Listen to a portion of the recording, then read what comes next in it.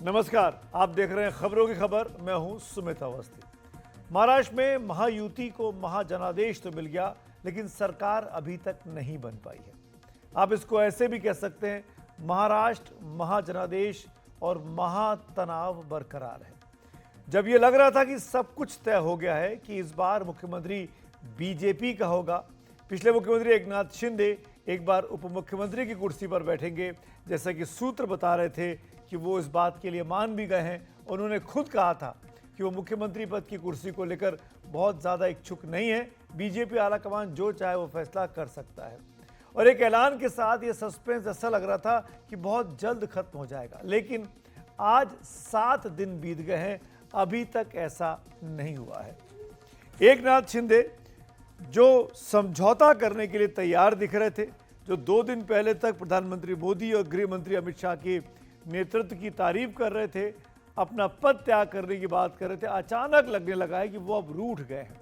बैठकों का दौर छोड़कर वापस महाराष्ट्र में अपने गांव चले गए हैं। आज जो विधायकों की बैठक हो रही थी वो भी उन्होंने टाल दी है। और यही हमारा आज का पहला बड़ा मुद्दा है, जो भी बड़ी स्क्रीन पर आप देखेंगे कि महाराष्ट्र का कौन सरदार होगा और ये जानने के लिए कितना इंतजार और करना होगा। 7 दिन बीत गए, अब तक तय नहीं है महाराष्ट्र का मुख्यमंत्री कौन होने वाला है। इस पर तमाम पहलुओं पर विस्तार से बात करेंगे और समझने की कोशिश करेंगे कि आखिरकार पेच कहां पर फंसा है। हमारी आज की दूसरी बड़ी खबर संभल और अजमेर से है। शुक्रवार का दिन है, नमाज का दिन होता है, मुसलमानों के लिए पवित्र दिन माना जाता है। बहुत अच्छा रहा कि आज का दिन बहुत ही आसानी से, बहुत ही शांति से दोनों जगहों पर बीत गया। जुमे की नमाज तो हुई, लेकिन शांति पूर्वक तरीके से हुई। सुप्रीम कोर्ट ने संभल जामा मस्जिद पर निचली अदालत के फैसले पर रोक लगाते हुए मस्जिद पक्ष को हाईकोर्ट जाने को कह दिया है। इस स्टोरी के भी तमाम पहलुओं पर बात करेंगे कि आखिरकार आने वाले दिनों में क्या कुछ और हो सकता है। लेकिन सबसे पहले बात करते हैं महाराष्ट्र की, जहां पर नया मुख्यमंत्री, नया सरदार कौन होगा, यह सस्पेंस अभी भी ज्यों का त्यों बना हुआ है। किसी को इसका जवाब नहीं पता है। ये बात और भी अजीब इसलिए लगती है क्योंकि महायुति जिस महाप्रचंड बहुमत के साथ ये चुनाव जीती, लग रहा था कि अगली सरकार बनना महज औपचारिकता है। लेकिन सियासत की राहें बहुत ही टेढ़ी मेढ़ी होती हैं। यहाँ पर सीधे दिखने वाले रास्ते भी कभी कभी भूल भुलैया लगने लगते हैं, जैसा कि इन दिनों महाराष्ट्र में दिख रहा है। आजकल महाराष्ट्र का हाल ऐसा ही है। पहले विधानसभा की नई जो तस्वीर बनी है उस पर नजर डालते हैं। 288 कुल विधानसभा की सीटें महाराष्ट्र में हैं। सबको आंकड़े याद हो गए। महाविकास आघाड़ी और महायुति के बीच मुकाबला था। ये देखिए 288 का आंकड़ा है। मिडवे मार्क 145 पे आता है। महायुति को 234 सीटें आई हैं, यानी इससे भी कहीं ज्यादा, करीब 89 सीटें ज्यादा आई हैं। इतना प्रचंड बहुमत है महायुति के पास। ये जो कॉलम आप देख रहे हैं ये महाविकास आघाड़ी का है, जिसके पास महज 50 सीटें हैं और अन्य के खाते में मात्र 4 सीटें आई हैं। इतने प्रचंड बहुमत के बाद भी जिसको 288 में से 234 नंबर आए हों, 234 सीटें आई हों, वो आखिरकार अपना नेता चुन क्यों नहीं पा रहा है। इसकी भी तह में चलते हैं। एक और ग्राफिक्स आपके सामने रखता हूं, क्या आंकड़े कहते हैं महायुति के और महाविकास आघाड़ी के। पहले महायुति की बात कर लेते हैं। महायुति में बीजेपी को 132 सीटें मिली हैं और ये 90% का स्ट्राइक रेट है। शिवसेना जो कि एकनाथ शिंदे की पार्टी है, 57 सीटें मिले हैं। अजीत पवार की एनसीपी को 41 सीटें मिली हैं। जेएसएस को 2, आरवाईएसपी को 1, आरएसवीए को 1, कुल मिलाकर 234 सीटें महायुति की होती हैं। इसमें बीजेपी के देखिएगा 132 विधायक हैं, शिवसेना के 57 विधायक हैं। और शिवसेना कह रही है कि नया कैबिनेट जो होगा वो हमारे हिसाब से होना चाहिए। यही की बात जो सूत्र बता रहे हैं, इन्हीं मांगों के साथ एकनाथ शिंदे मीटिंग से उठकर रूस कर अपने गांव की ओर चले गए हैं। 57 भारी पड़ना चाहता है 132 पर। क्यों? क्योंकि उसने मुख्यमंत्री की कुर्सी छोड़ी है। अगले चलते हैं, महाविकास आघाड़ी के आंकड़े भी आपको दिखा देते हैं कि वहां की क्या स्थिति है। महाविकास आघाड़ी में बहुत ज़्यादा पेच नहीं है क्योंकि बहुत बुरी स्थिति में है। मात्र 50 उनके विधायक जीते हैं। शिवसेना उद्धव ठाकरे की जो है वो उसके 20 हैं, कांग्रेस के 16 विधायक आए हैं, एनसीपी जो कि शरद पवार की उसके 10 विधायक आए हैं, समाजवादी पार्टी के 2, पीडब्ल्यूपी का 1 और सीपीआईएम का 1, कुल मिलाकर 50 का ही ये आंकड़ा। ये इस वक्त कोई भी रोल प्ले नहीं कर रहा है। ये बैठकर ये लोग सिर्फ तमाशा देख रहे हैं कि महायुति में क्या चल रहा है, लेकिन महायुति में कुछ भी ठीक नहीं चल रहा है। मैं वो क्यों कह रहा हूँ, कल देर रात को इसी कार्यक्रम में हमने बताया था, मैं अपने रिपोर्टर से बात कर रहा था रवीश रंजन से, तब 9 बजे के आसपास मीटिंग शुरू हुई थी गृह मंत्री अमित शाह के घर में। वो बैठक देर रात तक चली। उसमें देवेंद्र फडणवीस भी थे, उसमें एकनाथ शिंदे भी थे, उसमें अजीत पवार भी थे। अब इस तस्वीर को जरा ध्यान से देखिएगा, कल रात की तस्वीरें हैं। इन तस्वीरों में सबके चेहरे देखिए, मात्र एकनाथ शिंदे को छोड़ दीजिए। इस तस्वीर में देखिए अमित शाह प्रसन्नता के साथ अजीत पवार से बुके ले रहे हैं, प्रसन्नता के साथ देवेंद्र फडणवीस से बुके लेते हैं, और दोनों ही तस्वीरों में एकनाथ शिंदे का चेहरा में उत्साह नहीं दिख रहा है। मुरझाया हुआ सा, परेशान सा, हैरान सा दिखते हैं। मुख्यमंत्री हैं, अभी तक हैं, कार्यवाहक मुख्यमंत्री हैं, लेकिन चेहरे पे संतुष्टि, खुशी नहीं है। इन्हीं तस्वीरों को देख के लगा था कि ये जो बैठक कल रात को हुई है, इसमें सब कुछ शायद सामान्य नहीं रहा है। एकनाथ शिंदे इस बैठक में, जो कि सूत्र बता रहे हैं, बहुत कुछ ऐसी चीजें डिमांड कर रहे थे बीजेपी से जो बीजेपी के लिए देना आसान नहीं था। अहम मंत्रालय मांग रहे थे, विधानसभा के लिए अंदर भी अहम कुर्सियां मांग रहे थे, गार्जियन मिनिस्टर के रोल में कई बड़े जिलों को चाहते थे। इसीलिए ये जो बैठक थी, इसमें कोई आउटकम नहीं निकला, कोई नतीजा नहीं निकला, और आलम यह हुआ कि देर रात को ये मीटिंग अधूरी रह गई। सुबह सुबह एकनाथ शिंदे वापस मुंबई लौटे, और उसके बाद देर शाम होते होते ये हेलीकॉप्टर से देखिए, एकनाथ शिंदे इस प्राइवेट हेलीकॉप्टर से अपने गांव, जहां के वो हैं सतारा, वहां चले गए हैं। इन तस्वीरों में आप देख सकते हैं एकनाथ शिंदे को। वहां पर उनका स्वागत स्थानीय लोगों ने किया, उनके जो कार्यकर्ता नेता होंगे शिवसेना के, उन लोगों ने। इन तस्वीरों में भी एकनाथ शिंदे के चेहरे पर मुस्कुराहट बहुत मुश्किल से ढूंढे मिल रही है, ना के बराबर है। चेहरे पे तनाव, परेशानी है, लेकिन खुशी नहीं दिखाई दे रही है, जबकि अपने गांव पहुंचे और इतनी बड़ी जीत के बाद पहुंचे हैं। तो एकनाथ शिंदे की ये जो मुलाकातें रहीं प्रधानमंत्री मोदी के साथ और अमित शाह के साथ, आपको याद होगा अमित शाह के साथ तो मुलाकात कल शाम हुई थी। 2 दिन पहले माननीय एकनाथ शिंदे ने जब ये कहा था कि वो मुख्यमंत्री की कुर्सी नहीं चाहते हैं, तो उन्होंने प्रधानमंत्री मोदी और अमित शाह का नाम लिया था कि उनसे उन्होंने फ़ोन पर बात की है, उनकी दोनों के नेतृत्व के तारीफों के पुल बांधे थे, और खुद ही कहा था कि महाराष्ट्र की नई सरकार बनने में वो रुकावट पैदा नहीं करेंगे। क्या कहा था एकनाथ शिंदे ने, वो सुनिए और फिर बताता हूं कि आखिरकार ये रुकावट कहां से आई है। पहले वो बयान सुनते हैं जो एकनाथ शिंदे ने 2 दिन पहले दिया था। महायुति के कौन लीडर है, एनडीए के लीडर कौन है? मोदी जी है, अमित भाई है। तो उनको कहा कि मैंने अमित भाई जी को भी फोन किया, मोदी जी को भी फोन किया, सरकार बनाने में हमारी तरफ से कोई भी रुकावट, कोई भी अड़चन, कोई भी कुछ भी, किसी भी तरह का अड़ंगा नहीं है। आप बेशक आप निर्णय ले लो, उस निर्णय की तामील हो जाएगी, निर्णय की अमल हो जाएगी। और मैं आज आप सबको कहता हूं कि भारतीय जनता पार्टी के वरिष्ठ नेता जो निर्णय लेंगे मुख्यमंत्री पद के बारे में, जो उनका कैंडिडेट होगा, उसको हमारा शिवसेना का पूरी तरह समर्थन है। यही एकनाथ शिंदे 2 दिन पहले क्या रूप था और कल जब दिल्ली से लौटे वो क्या रूप था, आपने देखा, समझ गए होंगे कि महाराष्ट्र में सरकार बनाना महातनाव का काम इस वक्त दिखाई दे रहा है। आपको बता दें कि खबर आई थी, जैसा कि सूत्रों ने कहा था, कि 12 मंत्री पद मिल रहे हैं शिवसेना को, एकनाथ शिंदे को, जिसमें 2 बहुत अहम थे, और वो अहम जो कि वो मांग रहे थे वो थे पीडब्ल्यूडी का और जल संसाधन का। उसको देने में बीजेपी की मोटे तौर पर सहमति भी थी। लेकिन कल जब बैठक हुई रात को दिल्ली में, तो बताया जा रहा है सूत्रों के मुताबिक विधानसभा के स्पीकर का पद एकनाथ शिंदे ने मांग लिया, और साथ साथ गृह मंत्रालय का पद भी मांगा, और ये भी ये कहते हुए मांगा क्योंकि हम मुख्यमंत्री की कुर्सी नहीं ले रहे हैं, पर हमको होम मिनिस्टर स्टेट का बनना होगा। बीजेपी को यहीं पर आकर दिक्कत होगी कि आखिरकार कैसे इन मांगों को माना जा सकता है। लेकिन शिवसेना महायुति में मनमुटाव को लेकर औपचारिक तौर पर कोई कुछ नहीं कर रहा। सबके मुंह पे जैसे सील कर दिए गए, बंद कर दिए गए। जो लोग बोल भी रहे हैं वो केवल अब वही बातें बोल रहे हैं जो कानों को सुनने में अच्छी लगे उनको और उनके समर्थकों को।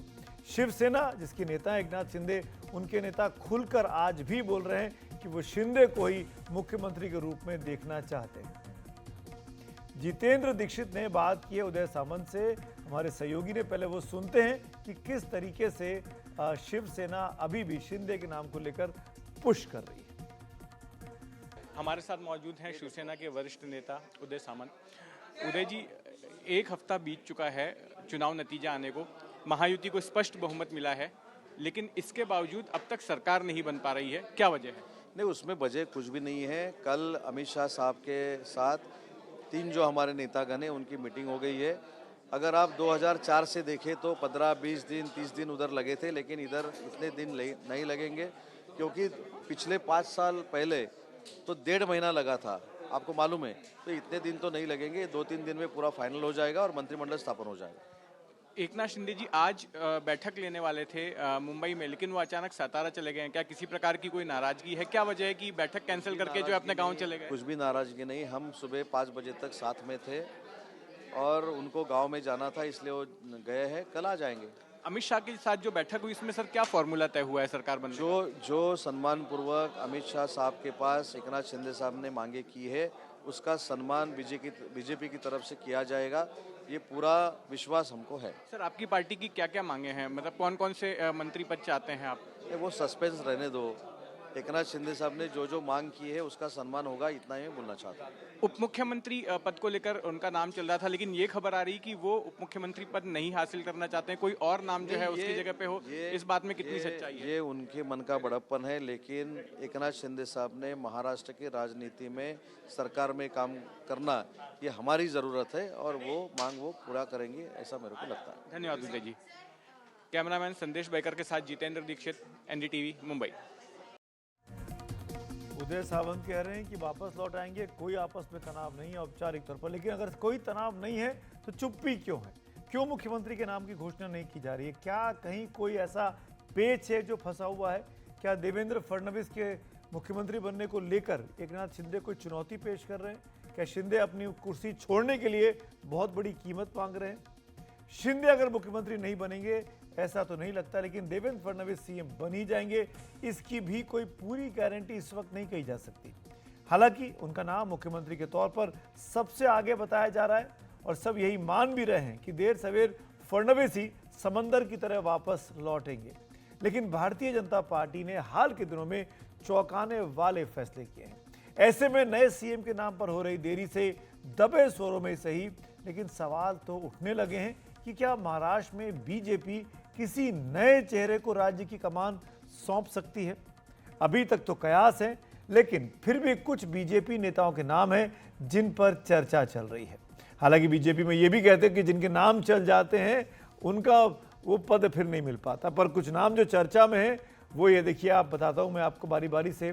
सुधीर मुनगंटीवार ओबीसी समुदाय का चेहरा है, 5 बार के विधायक हैं, 2010 से 13 तक महाराष्ट्र बीजेपी के अध्यक्ष भी रहे।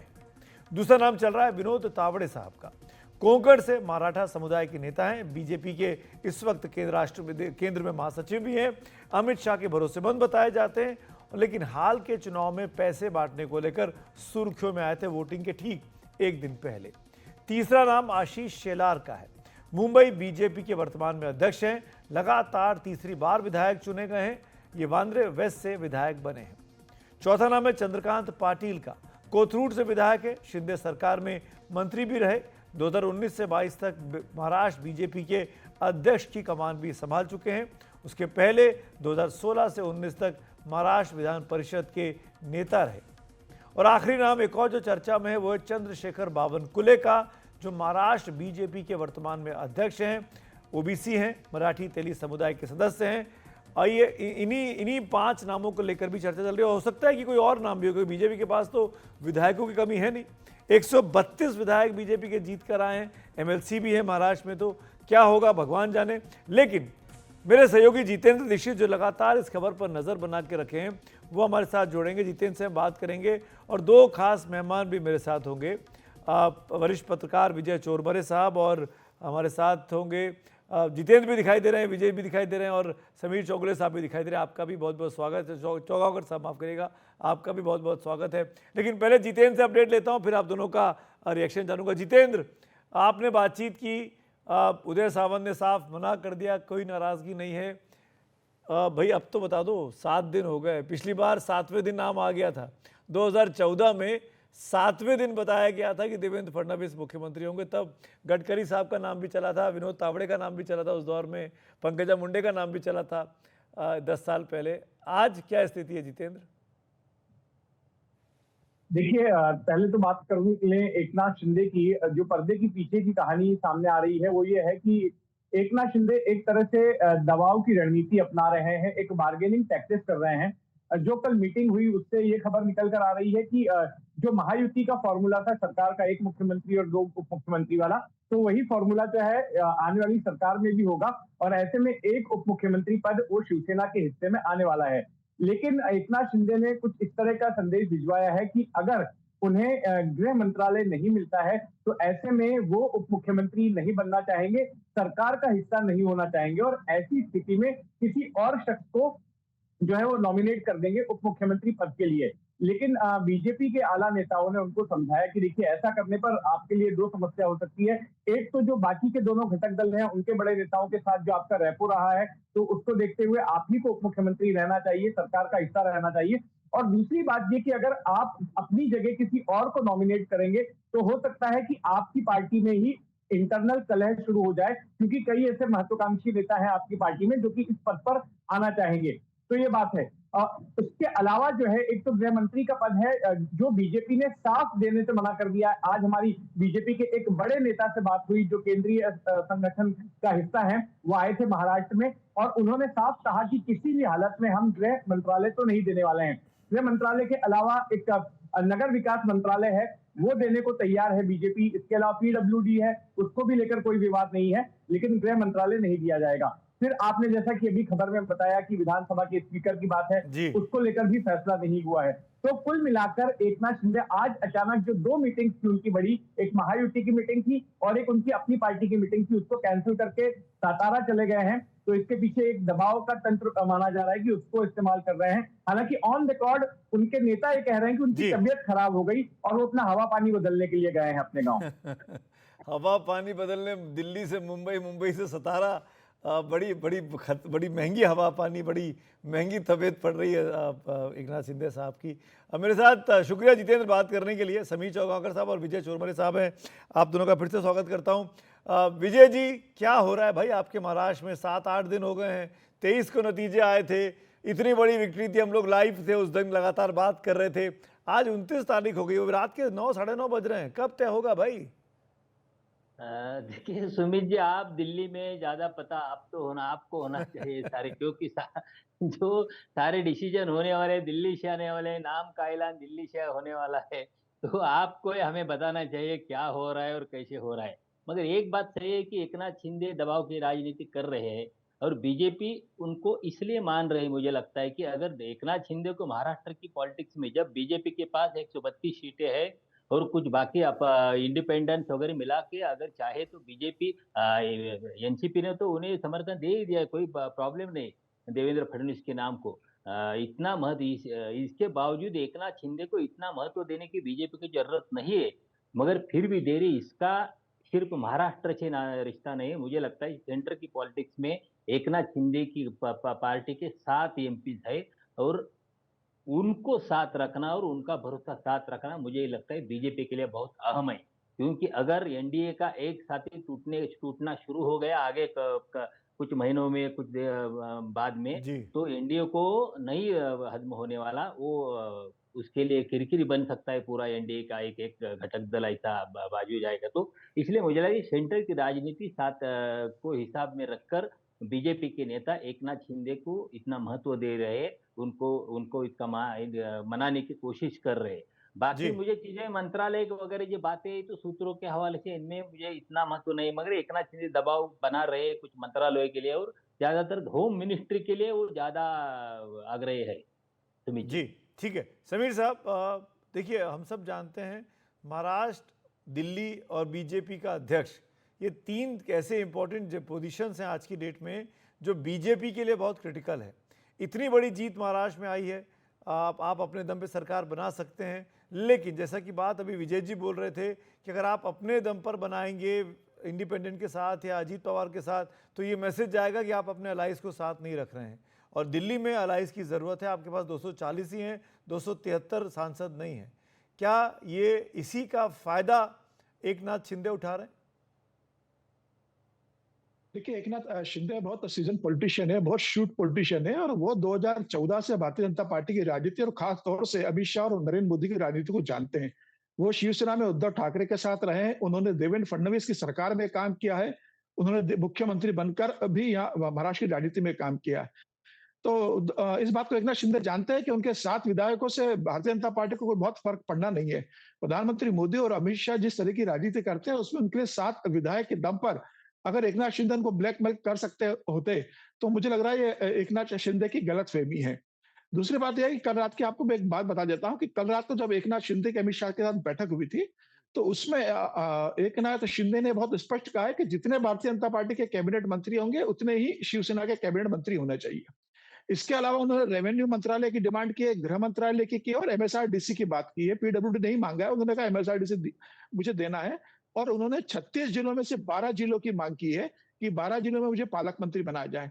इसके अलावा उन्होंने सबसे बड़ी बात भारतीय जनता पार्टी से की है कि आने वाले दिनों में नगरीय निकाय चुनाव होने वाले। उन्होंने अमित शाह से बहुत स्पष्ट कहा है कि बंबई का मेयर 2.5 साल शिवसेना का होगा और 2.5 साल आपका होगा। भले ही आपकी सीटें कितनी भी ज्यादा आए, हम गठबंधन में लड़ेंगे। ठाणे का मेयर मेरा होगा, कल्याण डोंबिवली का मेयर शिवसेना का होगा, और बंबई का मेयर जिसका बजट 48,000 करोड़ रुपए का है, 2.5 साल आपका मेयर रहेगा, 2.5 साल हमारा मेयर रहेगा। ये मुझे आपसे अभी कमिटमेंट चाहिए इस बात का। तो उनकी जो मांगे थी वो पूरी राजनीति को, महाराष्ट्र की 5 साल की राजनीति को निश्चित करना चाहते हैं सभी तरीके से। देखिए, भारतीय जनता पार्टी चाहे तो भारतीय जनता पार्टी कल अपना विधायक दल की बैठक बुला लेगी, अपना नेता चुन लेगी, राज्यपाल पे जाके अजित पवार के साथ जाके सरकार बना लेगी। भारतीय जनता पार्टी नहीं चाहती कि एक नाथ शिंदे को छोड़कर सरकार बनाए। देखिए, एक बड़े भाई की भूमिका होती है, बड़ा भाई चाहता है कि छोटा भाई थोड़ा नाराज है, उसको मना लो, उसको साथ में ले लो। भारतीय जनता पार्टी एक नाथ शिंदे को समझा रही है कि भाई आपके साथ हम गठबंधन में, और एक नाथ शिंदे जानते हैं कि जिस तरीके से भारतीय जनता पार्टी ने उद्धव ठाकरे को तोड़ा है, आज भारतीय जनता पार्टी के कारण एक नाथ शिंदे को शिवसेना मिली है, सिंबल मिला है, और वो अगर 27 विधायक की ताकत दिखा रहे, तो यह भारतीय जनता पार्टी की ताकत है, जिसके कारण एक नाथ शिंदे आज इस बहुमत के साथ 57 विधायकों के साथ खड़े हैं। तो एक नाथ शिंदे इस बात को जानते हैं कि अगर वो सरकार में शामिल नहीं होंगे, तो उनके जो विधायक है सब सारे शिवसैनिक है, और वो बिना सत्ता के रह नहीं सकते। तो जिस कुछ तरीके से ये उद्धव ठाकरे समीर के सर, साथ एक नाथ शिंदे टूटे, वैसे ही एक नाथ शिंदे से बाकी विधायक भी टूट सकते हैं भविष्य की राजनीति में। समीर सर, तो एक नाथ शिंदे बाहर नहीं रहेंगे, जी। वो सत्ता में शामिल होंगे और उप मुख्यमंत्री भी बनेंगे। सत्ता में शामिल होंगे, उप मुख्यमंत्री बनेंगे, लेकिन ये जो मांगे कि होम मिनिस्ट्री भी चाहिए, रेवेन्यू भी चाहिए, बीएमसी चुनाव में आधा आधा कार्यकाल चाहिए, क्या ये बीजेपी के लिए स्वीकार होगा? देखिए, जहां तक बीएमसी के सवाल है, तो बीएमसी तो हमेशा भारतीय जनता पार्टी और शिवसेना में रहा है कि बीएमसी का मेयर हमेशा शिवसेना का बनाया। अगर 2017 की अगर आप बात करोगे, तो 217 कॉर्पोरेटर में से 84 82 था, बीजेपी के सिर्फ 2 पार्षद कम थे। मनसे ने, राज ठाकरे ने समर्थन दिया था कि मैं बीजेपी को समर्थन देता हूं, अपना मेयर बनाइए। देवेंद्र फडणवीस मुख्यमंत्री थे, उन्होंने कहा नहीं, मेयर शिवसेना का बनाएंगे, सरकार में मुख्यमंत्री हमें, मेयर उनको बनाएंगे। तो एक नाथ शिंदे जानते हैं कि बीएमसी की ताकत क्या है, वो वहां हिस्सेदारी लेना चाहते हैं, और भारतीय जनता पार्टी उन्हें वहां सपोर्ट करेगी, इसमें कोई दो राय नहीं है। जहां तक गृह मंत्रालय की बात है, देखिए, गृह मंत्रालय हमेशा उप मुख्यमंत्री के पास बंबई में लंबे समय तक रहा है। जब भारतीय जनता पार्टी और शिवसेना की सरकार थे, मनोहर जोशी मुख्यमंत्री थे, उप मुख्यमंत्री गोपीनाथ मुंडे के पास गृह मंत्रालय रहा। नारायण राणे मुख्यमंत्री बने तो गोपीनाथ मुंडे के पास रहा। कांग्रेस का मुख्यमंत्री विलास साहब रहे तो आर पाटिल के पास रहा। उसके बाद एक नाथ शिंदे के मुख्यमंत्री में अजित पवार के पास रहा। तो लंबी फेहरिस्त की जब उप मुख्यमंत्री के पास गृह मंत्रालय रहा है, और यही कारण है एक नाथ शिंदे कह रहे हैं कि जब जहां तक मुझे याद है समीर सर, जब देवेंद्र फडणवीस मुख्यमंत्री थे 14 में, तो गृह मंत्रालय इन्हीं के पास था। बिल्कुल उन्हीं के पास था। शिवसेना ने मांगा था उप मुख्यमंत्री और गृह मंत्रालय, तो देवेंद्र फडणवीस से मना कर दिया था। उसका कारण यह था कि देवेंद्र फडणवीस ने राष्ट्रवादी कांग्रेस के समर्थन से बहुमत प्रूव कर दिया था प्रोटेस्ट पे, तो बहुत स्पष्ट कर दिया था शिवसेना को, ना आपको उप मुख्यमंत्री मिलेगा, ना गृह मंत्रालय मिलेगा। जहां तक मुझे लगता है अर्बन डेवलपमेंट मंत्रालय भी देवेंद्र फडणवीस अपने पास ही रखेंगे, क्योंकि अर्बन डेवलपमेंट के अंदर सारे बड़े बिल्डर्स आते हैं। बंबई के जो बिल्डर लॉबी है, जो पैसा है, वो सारे बिल्डरों के पास है। तो मुझे नहीं लगता कि अर्बन डेवलपमेंट मिनिस्ट्री एक आखिर में बता दीजिए समीर साहब, आखिर में बता दीजिए कि कब हो जाएगा, सुलझ जाएगा? कल शाम तक खबर आएगी, परसों शाम तक आएगी, कब आएगी? डेडलाइन तो दीजिए कुछ। नहीं, अभी कल और परसों कोई सुमित जी समाचार नहीं आएगा। देखिए, भारतीय जनता पार्टी केंद्रीय पर्यवेक्षक की नियुक्ति अभी तक की नहीं है। कल भारतीय जनता पार्टी चाहेगी तो कल कर देगी भारतीय जनता पार्टी। पहले एकनाथ शिंदे के साथ सारे मामलों को निपटाएगी, उसके बाद केंद्रीय पर्यवेक्षक भेजेगी, घोषणा करेगी, वो जाएंगे, विधायक दल की बैठक होगी, मुख्यमंत्री का चेहरा होगा। और आपको एक और बात बता दूं, जी। एकनाथ शिंदे ने अमित शाह से बैठक में कहा है कि दो उप मुख्यमंत्री मराठा है, एक मराठी मुख्यमंत्री 5 साल रह चुका है, इस बार आप किसी ओबीसी को मुख्यमंत्री बनाइए, क्योंकि ओबीसी ने भी भारतीय जनता पार्टी हमारे गठबंधन को क्या है, 36% ओबीसी है। ये कह के तो मराठा देवेंद्र फडणवीस की उपमुख्यमंत्री मुश्किलें खड़ी कर दी। बिल्कुल देवेंद्र उन्होंने इस ब्राह्मण बात है। का जिक्र करा है अमित शाह से कि आप ओबीसी मुख्यमंत्री बनाइए, पूरे देश के अंदर ओबीसी के अंदर मैसेज जाएगा और ओबीसी ने आपको वोट किया है, मराठा वोटर्स हम संभाल रहे हैं, ओबीसी को आप संभालिए। तो ये उन्होंने एक देवेंद्र फडणवीस को रोकने के लिए एक पत्ता फेंका है अमित शाह के पास कि आप ओबीसी मुख्यमंत्री बनाइए। सबसे इंपॉर्टेंट लेकिन बात संघ ने आपने बहुत सबसे स्पष्ट लास्ट में बोली, देवेंद्र लेकिन फडणवीस को संघ रोकने ने के लिए बहुत पत्ता स्पष्ट फेंका कर है। दिया है, बिल्कुल, और संघ ने बहुत स्पष्ट कर दिया है कि देवेंद्र फडणवीस मुख्यमंत्री होंगे। जी, संघ ने क्या कहा है सर, मैं सुन नहीं पाया, आपको कुछ बोले आप? संघ ने बहुत स्पष्ट कर दिया है कि देवेंद्र फडणवीस मुख्यमंत्री होंगे महाराष्ट्र के, अच्छा। संदेश भेज दिया गया अच्छा, है। संघ की चॉइस बड़ी क्लियर है, देवेंद्र फडणवीस होंगे। ये अलग बात है कि एकनाथ शिंदे ने एक तरीका बताया है कि 2 मराठा उप मुख्यमंत्री ऑलरेडी हैं, आपको किसी ओबीसी को बनाना चाहिए, ये उन्होंने अपनी तरफ से बीजेपी आलाकमान को कहा है। समीर साहब, आपकी जानकारी के लिए शुक्रिया। विजय जी, आपका भी शुक्रिया वक्त करने के लिए, जुड़ने के लिए। क्या होगा महाराष्ट्र के इस महा सस्पेंस में, कौन बनेगा सरदार, इस खबर पर लगातार नजर बनी हुई है। लेकिन अब चलेंगे दूसरी बड़ी खबर पर।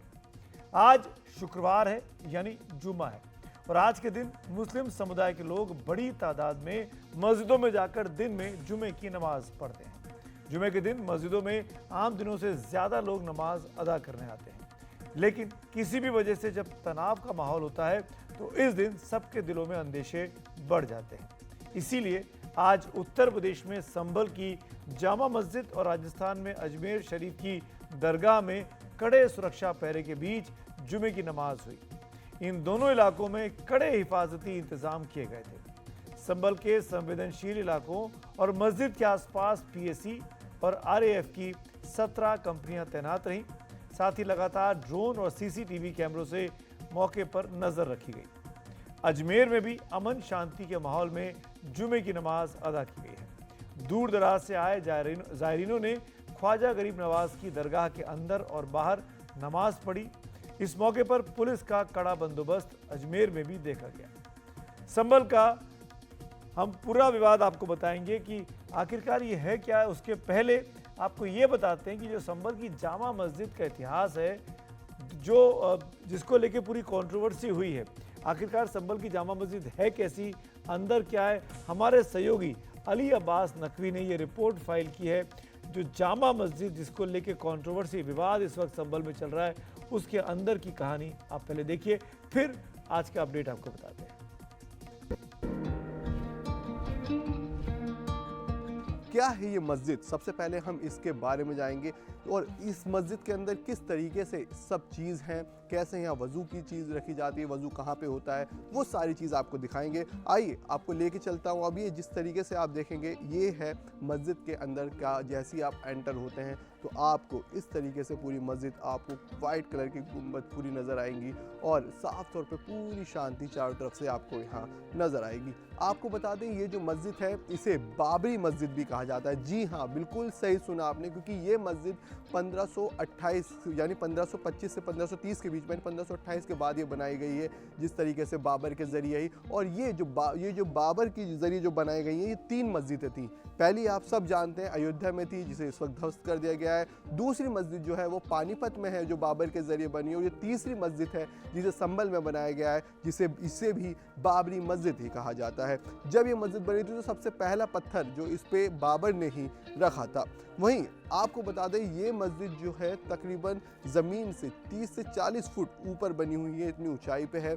यानी उस वक्त में ये किस नज़रिए से ये पूरी बनी हुई थी, ये आप देख सकते हैं। वहीं अब आपने देखा, ये पूरी मस्जिद आप साफ तौर पे देख रहे हैं, पुराने ही इस तरीके से दरवाजे भी वही शेप से नज़र आएंगे आपको। अब आपको दिखाता हूँ, ये देखिए, ये वज़ू जहाँ पे होता है, जहाँ पे पानी के लिए लोग जब सबसे पहले एंट्री करते हैं मस्जिद के अंदर तो वज़ू करते हैं, क्योंकि नमाज़ पढ़ने से पहले वज़ू करना पड़ता है, जिसमें अपना फेस, हाथ और पैर अपने धोने पड़ते हैं। तो ये पूरी जगह है जहाँ पे वज़ू होता है। ये बिल्कुल आप ये पहली बार आप देख रहे होंगे, क्योंकि अभी तक आपको सिर्फ बाहर से मस्जिद दिखाई गई हैं, लेकिन अंदर से अभी तक आपको नहीं दिखी। वहीं जब आप अंदर आएंगे आप देखेंगे कितने बड़े बड़े ये पिलर्स हैं और जिसमें आप देखें कितनी मजबूती से ये बना हुआ है। वहीं अब ये ऊपर देखेंगे आप किस तरीके से इसमें जो वर्क हुआ है कितना बेहतरीन वर्क हुआ है और किस तरीके से एक पत्थर भी वहाँ पे लगा हुआ नज़र आएगा आपको। साफ तौर पे एक चीज़ आप ये देखेंगे कि इसकी जो कलाकारी की गई है वो जो एक पत्थर है वहाँ के बिल्कुल अलग ही हैं जो इस वक्त यहाँ नहीं मिल पाएंगे, क्योंकि ये उसी वक्त के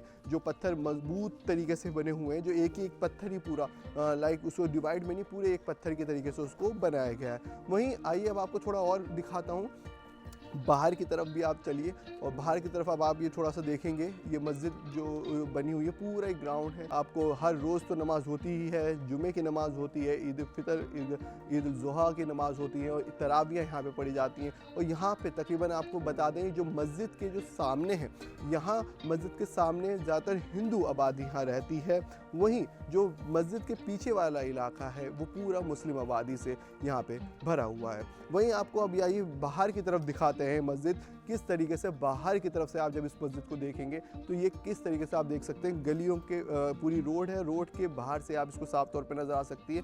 वहीं ये देखिए एक दरवाज़ा एक सीढ़ी भी मार्केट की तरफ से इस संबल मस्जिद के अंदर जाने की रास्ता है। अगर जो लोग मेन रोड से नहीं जा सकते, क्योंकि जो लोग मार्केट वाले हैं जिन्हें नमाज़ पढ़नी होती है तो फ़ौरन वो इस पतली सी जो सीढ़ी है ये डायरेक्ट इसी मस्जिद के अंदर ले जाती है, जो आप साफ तौर पे देख सकते हैं। तो बिल्कुल ये आपने देखा किस तरीके से मस्जिद है, अंदर किस तरीके से बनी हुई है। हालांकि इसे कहा जा रहा है जो हिंदू पक्ष की तरफ से वकील की ये पहले जो हरी मंदिर था यहाँ पे और उसको तोड़ के एक तरीके से यहाँ पे बाबर के ज़रिए यहाँ पे मस्जिद बनवाई गई है। पर अब वो देखना होगा कि क्योंकि मुस्लिम पक्ष ये कह रहा है कि जिस तरीके ASI का कानून है कि ये राष्ट्रीय धरोहर एक इमारत घोषित हो चुकी है और ये वैसे भी 100 साल से पुरानी हो गई, तो इसको किस तरीके से कोई इसको तोड़ सकता है। तो इस पे पूरी ये एक तरीके से वाद विवाद चल रहा है। सुप्रीम कोर्ट ने भी इस पर हस्तक्षेप किया है। अब देखना होगा कि ये जो मस्जिद है इसका क्या फ्यूचर होगा, क्योंकि अभी इस तरीके संभल में पूरी तरीके शांति है, वहाँ पे माहौल शांत है। तो संभल की जामा मस्जिद देखिए आपने, जिसको लेकर पूरा विवाद हुआ। पिछले इतवार को काफ़ी ज़्यादा तनाव हो गया था, मामला कोर्ट में गया, इनफैक्ट आज सुप्रीम कोर्ट में भी आ गया। सुप्रीम कोर्ट ने संभल का मामला अब इलाहाबाद हाई कोर्ट को भेज दिया है। जामा मस्जिद की इंतजामिया कमेटी को सुप्रीम कोर्ट को राहत देते हुए ट्रायल कोर्ट को अब कोई भी आदेश देने से रोक दिया है। सुप्रीम कोर्ट ने साफ कहा कि इस मामले पे जो निचली अदालत है जिसके फैसले की वजह से तथा कथित तौर पर ये विवाद खड़ा हुआ, वो अब कोई आदेश नहीं देगी। मस्जिद के सर्वे की जो रिपोर्ट है वो बंद लिफाफे में ही अदालत को सौंपी जाएगी, वो सार्वजनिक नहीं होनी चाहिए। सुप्रीम कोर्ट ने अपने फैसले में जो खास बातें की हैं उसमें मस्जिद कमेटी के याचिकाकर्ता 19 तारीख के आदेश को उचित कोर्ट में चुनौती दें, शांति और सद्भाव बनाए रखा जाए। संभल जिला प्रशासन ने इस बारे में अदालत को आश्वासन दिया है, कोई अपील उपयुक्त फोरम के सामने आए तो उसे 3 कार्य दिवसों में सूचीबद्ध करें। यह मामला 8 जनवरी 2025 को अदालत में अब आएगा। एडवोकेट कमिश्नर जो बनाए गए थे उनकी रिपोर्ट सील बंद लिफाफे में ही रखी जाएगी और खोली नहीं जाएगी। आगे की कार्रवाई हाईकोर्ट का जो भी आदेश होगा उसके अधीन होगी। कोर्ट ने कहा कि हमने मामले के गुणदोष पर कोई राय व्यक्त नहीं की है। ये सुप्रीम कोर्ट के चीफ जस्टिस की बेंच थी जहां पर ये अर्जेंट पिटीशन कल देर शाम लगाई गई थी। हमारे साथ इस मामले पर बातचीत करने के लिए इस वक्त मुरादाबाद के कमिश्नर अंजनेय सिंह जुड़ रहे हैं। जो कुछ कोर्ट ने कहा एक बार उनसे मैं बात कर लेता हूं, फिर हम मेहमानों के पास भी चलेंगे, क्योंकि संभल को लेकर कोर्ट ने एक बड़ा संबल दिया है। ये तनाव का डर था कि आज कहीं शुक्रवार है, जुम्मा है, कुछ और ना विवाद बढ़ जाए। अंजनेय जी धन्यवाद NDTV इंडिया से बात करने के लिए। ये अब जो हुए, अब आगे की बातचीत कहाँ होगी और कैसे होगी? अब जो मुस्लिम पक्षकार है वो हाईकोर्ट जाएंगे, वहाँ की अधीन अब आगे की कार्रवाई होगी? बिल्कुल, जो जैसा माननीय सुप्रीम कोर्ट का आदेश है उसके अनुरूप सभी पक्षों को जाना है। हमारा काम तो जो लॉ एंड ऑर्डर को मेंटेन करना है वो हम कर रहे हैं और बेहतर होगा कि सभी पक्ष अदालत से ही इस मामले का समाधान करें और जैसा माननीय सुप्रीम कोर्ट ने कहा है सभी को वहाँ जाना ही है। जी, लेकिन अंजनेय जी जो कुछ हुआ, जिस आनन फानन में किया गया लोअर कोर्ट के द्वारा, तुरंत सर्वे हो गया तो एक ही दिन में 3 घंटे 4 घंटे में, आपको लगता नहीं कि दूसरे पक्षकार से भी उनकी राय जाननी चाहिए थी? देखिए, कोर्ट ने क्या किया उस पर मैं कमेंट नहीं करूंगा। कोर्ट का प्रोसीजर है। लेकिन जो भी हुआ हमने प्रशासन का जो रोल है वो बड़ा सीमित सा है। हम हमारा काम था कि इस पूरी प्रक्रिया शांतिपूर्ण तरीके से हो और वो हमने पूरी तरह से इंश्योर करने की पूरा प्रयास किया। जी, पर वो शायद आपका इंटेलिजेंस ठीक नहीं था, प्रयास तो आपका सफल हुआ। इतवार को जो देखा हमने, जो कुछ हुआ, 5 मासूमों की जान चली गई। देखिए, ये जो पूरी थियरी है कि इंटेलिजेंस और प्रशासन फेल हो गया, आप एक बात सोचिए, इंटेलिजेंस इनपुट नहीं होता तो हमने 5 कंपनी पीएससी, ड्रोन कैमरा, छतों पर लोग, इतने सारे क्यों लगाए होंगे? पहली बात। दूसरी बात ये है कि प्रशासनिक फेल्योर। आप सोचिए, अ, 8 बजे लोग आके नारेबाजी करते हैं, उनके समझा-बुझा के वापस किया जाता है। 9 बजे के बाद फिर से लोग इकट्ठे होके और पथराव करने लगते हैं मस्जिद के ऊपर और उसको रोका जाता है। 12:30 पौने 1 बजते-बजते हमने पूरी घटना पर नियंत्रण पा लिया। अब ये कहा जा रहा है कि लोगों को इकट्ठा क्यों होने दिया गया? अब आप सोचिए कि वहाँ पर लोगों के घर हैं। लोग अगर इधर-उधर चलते अचानक से लोग आते हैं। कभी एक घर से इकट्ठा होते ऐसे इस तरीके से इकट्ठा होते-होते आते हैं। जी, अब अगर मैं आंजनेय जी का संपर्क से टूट गया है, हमारे ज़रिए वो ज़ूम से जुड़े हुए थे। कोशिश करेंगे, अगर दोबारा जुड़ेंगे तो बात करेंगे। मेरे साथ दो और ख़ास मेहमान हैं। जुनैद हारिस साहब यहाँ स्टूडियो में हमारे साथ हैं, आपका बहुत बहुत स्वागत है। आप असिस्टेंट प्रोफेसर हैं जामिया मिलिया में, और साथ में विक्रम सिंह जी हमारे साथ, यूपी के पूर्व डीजीपी, वो मेरे साथ जुड़ रहे हैं इस चर्चा में। जुनैद साहब, धन्यवाद। विक्रम सिंह जी, जुनैद साहब, मेरा पहला सवाल आपसे है, कोर्ट से आज संबल मिला, संबल को आप मानेंगे? हाँ, बिल्कुल बिल्कुल मानेंगे। देखिए, जो भी चीज़ कोर्ट के द्वारा हो और कानून के दायरे में हो तो उससे बेहतर कुछ और नहीं हो सकता है। असल में हुआ भी यही है कि अभी आपने जिसका ज़िक्र किया कि 19 नवंबर को इतनी आनन फानन में सब कुछ हो जाना, ज़ाहिर सी बात है सर्वे भी हो जाना, 20 तारीख को इलेक्शन भी है, ये थोड़ा सा अजीब सा लगा। और फिर भी मैं ये कहता हूँ कि जो मस्जिद इंतज़ामिया है उसने पूरी तरह से कोऑपरेट किया था। 19 तारीख को कुछ भी नहीं हुआ था। इतवार को क्या हुआ था? नहीं, मैं आ रहा हूँ।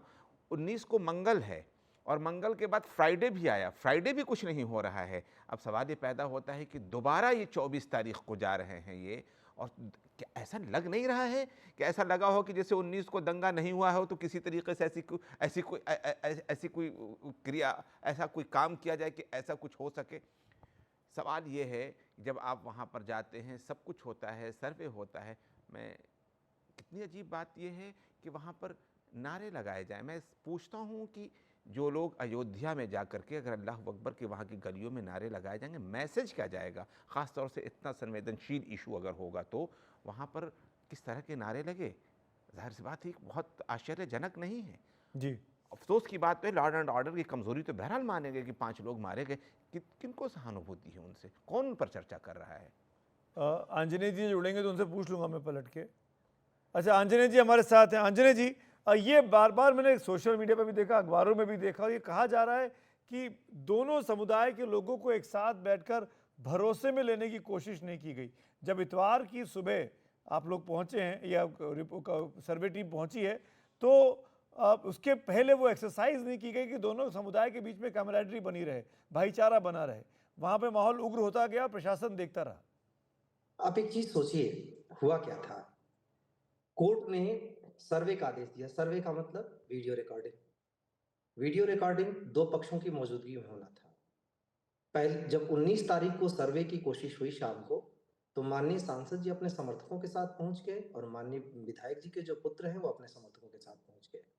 अब उन दोनों लोगों की मौजूदगी में इतना ज़्यादा हंगामा किया गया, तो हमने उस दिन तो लोगों से बातचीत की, फिर उस सर्वे को रोकना पड़ा और दूसरी बार सर्वे करने के लिए कोर्ट कमिश्नर ने तय कर दिया। अदालत का एक आदेश है, उसमें 2 पक्ष हैं।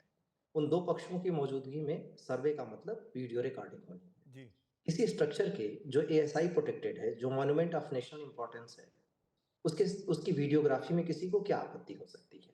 जी, सभी लोगों से अगर बातचीत नहीं किया गया होता तो पीसफुली सर्वे कैसे हो जाता 19 तारीख को? 24 तारीख को भी सभी पक्षों को सूचित कर दिया गया था। इमाम साहब ने भी इसकी अनुमति दी थी, तभी हम वहाँ गए। अब इस घटना के बाद चाहे कोई कुछ भी कहे, भरोसे में लेने की बात अगर ये है कि बिना लोगों से, हर एक आदमी से अनुमति ली जाए, तो क्या ये संभव है कि हम इस तरीके से कोर्ट का आदेश का अनुपालन करा सकते हैं? नहीं, हर एक जो आदमी से बात नहीं हो रही। पूरी जो थ्योरी है, जो सर्वे सर्वाओं जो मुखिया हों वहाँ की कमिटीज के, उनकी बात हो रही है। नहीं उन सबसे बातचीत की है। देखिए हम पीस कमिटी से लगातार बातचीत करते रहते हैं ऐसे सारे मौकों पर।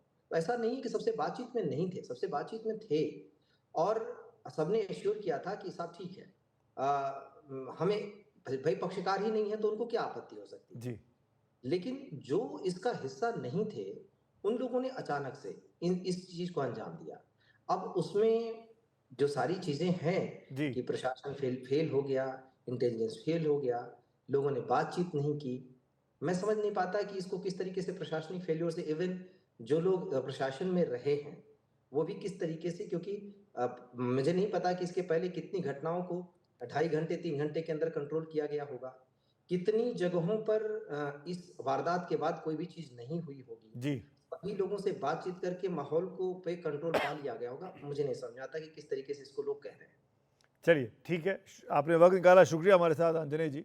मैं तो आपको नहीं सिखा सकता कि कैसे काम किया जाए, आपको खुद पता होगा कि आप कैसे काम करते हैं। विक्रम जी, एक क्विक सवाल मेरा आपसे है, इन परिस्थितियों में जो हुआ संभल में, इसका पोस्टमार्टम तो आगे होता रहेगा, लेकिन सवाल ये है कि चूक हुई कि नहीं हुई, और हुई तो कौन जिम्मेदार?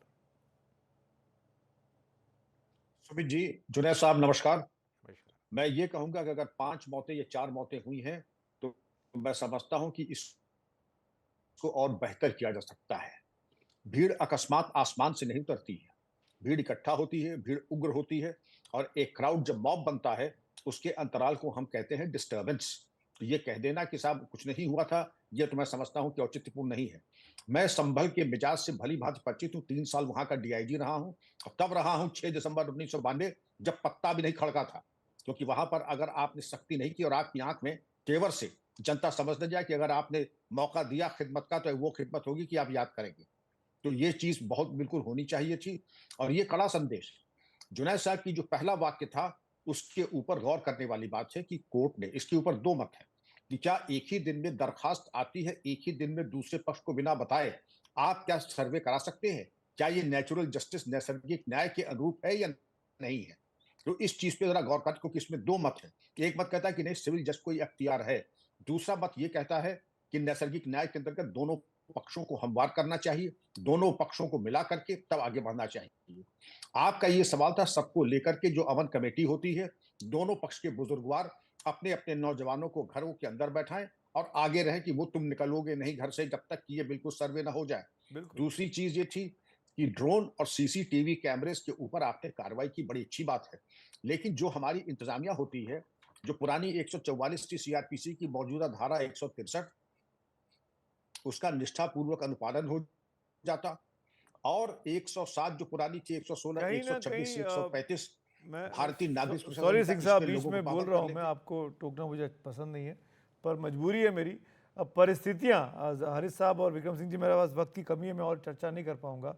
आप दोनों का शुक्रिया भी अदा करूंगा, लेकिन ये कहते हुए कि हम सबकी ये जिम्मेदारी है कि ये माहौल शांतिपूर्ण बना रहे, और उसको बनाए रखने के लिए जिसका जो प्रयास हो सकते हैं वो उसको ज़रूर करने चाहिए। जो लोग नहीं कर रहे हैं, खासकर वो लोग जो जिम्मेदारी पूर्वक कुर्सियों पर बैठे हुए हैं, उन पे ज़्यादा जिम्मेदारी है, वो अपने काम को ज़्यादा ईमानदारी और बेहतरी से करें, तो शायद इस तरह की जो कंट्रोवर्सीज है, विवाद जो है, वो थम सकते हैं। संभल को कोर्ट से तो संभल मिला, लेकिन अब समाज से भी हमारे पूरे इस कंट्रोवर्सी को संभल मिलने की सख्त ज़रूरत है। शुक्रिया आप दोनों का जुड़ने के लिए। फिलहाल वक्त हो रहा है एक ब्रेक का, लेकिन ब्रेक के बाद कुछ और खबरें हैं, बने रहिए, तुरंत लौट के आते हैं।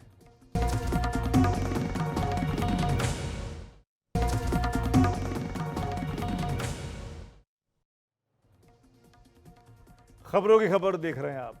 भारत की तेजी से बढ़ती हुई सकल घरेलू उत्पाद की दर कुछ धीमी हुई है, ये कहना है खुद केंद्र सरकार का।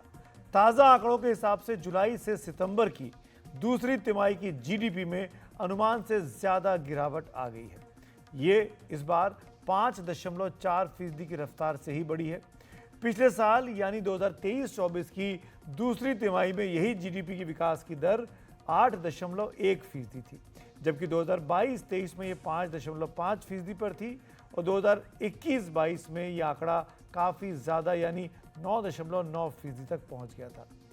ये आंकड़ा तेज़ी से गिरा है। इस बार 2024-25 में 5.4% की जीडीपी की दर रिकॉर्ड हुई है, जो कि एक चिंता की बात है और इसकी सबसे बड़ी वजह महंगाई और बेरोजगारी बताई जाती है।